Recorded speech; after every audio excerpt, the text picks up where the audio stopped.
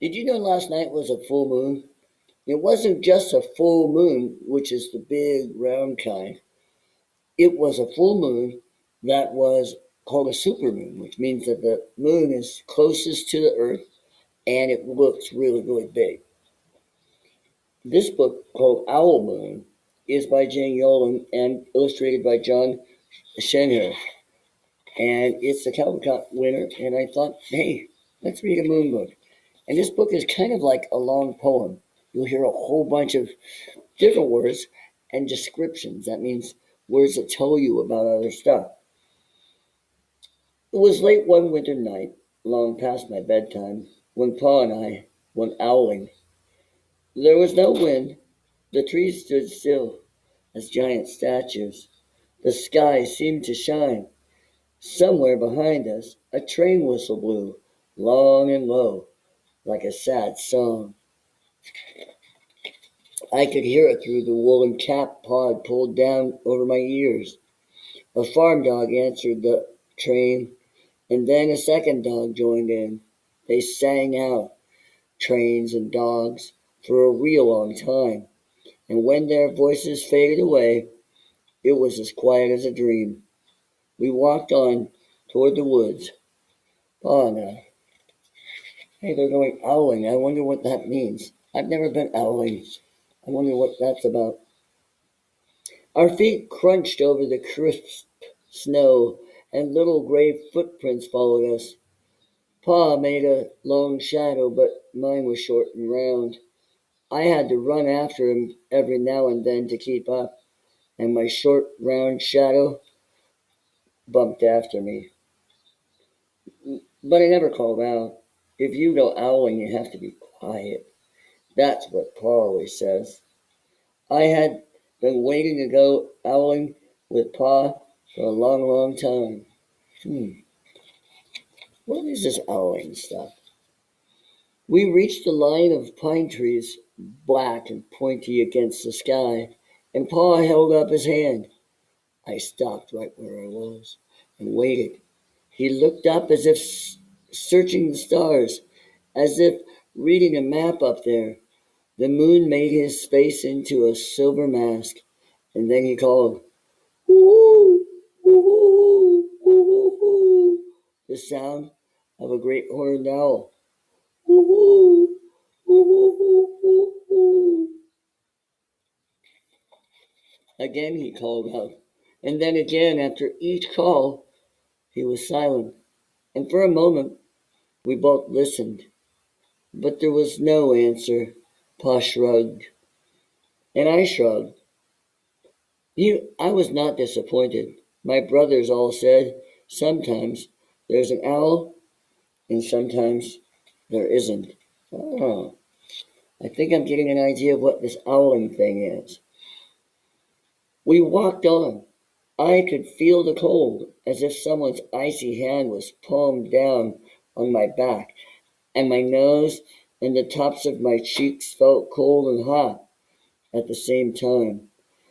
But I never said a word. If you go owling, you have to be quiet and make your own heat.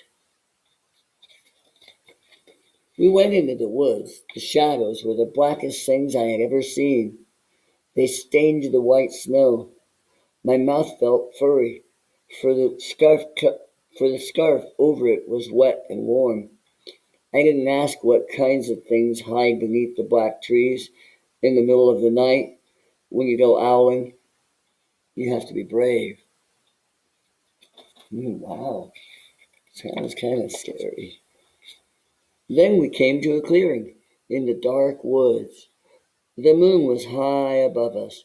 It seemed to fit exactly over the center of the clearing, and the snow below it was whiter than the milk in a cereal bowl. Wow. And I imagine it's even whiter with all that snow, right?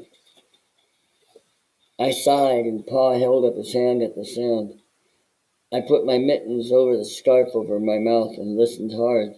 And then Pa called, whoo, whoo, whoo, whoo, whoo, whoo. I listened. and looked so hard my ears hurt and my eyes got cloudy with the cold. Pa raised his face to call out again, before he could open his mouth, an echo came threading its way through the trees. Whoo, whooooo, whoo. You think it's an owl or an echo? Pa almost smiled. Then he called back, whoo, whoo, whoo, just as if he and the owl were talking about supper or about the woods or the moon or the cold. I took my mitten off the scarf off my mouth and I almost smiled too. The owl call came closer from high up in the trees on the edge of the meadow. Nothing in the meadow moved. All of a sudden, an owl shadow, part of the big tree shadow, lifted off and flew right over us. We watched silently with heat in our mouths, the heat of all those words we had not spoken. The shadow hooted again. I was looking on the ground to see if I could see a shadow, but I didn't find it. Pa turned on his big flashlight and caught the owl just as it was landing on a branch. Wow, that's cool.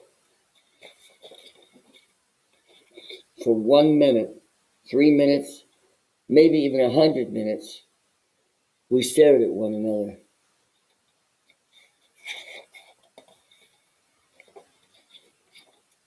Then the owl pumped its great wings and lifted off the branch like a shadow without sound. It flew back into the forest. Time to go home, Pa said to me. I knew then I could talk. I could even laugh out loud, but I was a shadow as we walked home. Look at that great horned owl. When you go owling, you don't need words or warm or anything but hope. That's what Pa says. The kind of hope that flies on silent wings under a shining owl moon. Wow, that was a really good book. I liked it. And look at that great horned owl. Isn't it awesome? It's a really nice illustration. But what I like is my favorite part of the book is this right here.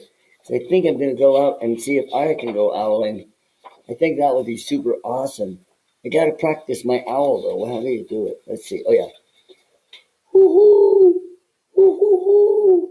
Whoo! So two medium whoos, three small whoos, and then one big whoo. Whoo-hoo! Whoo-hoo!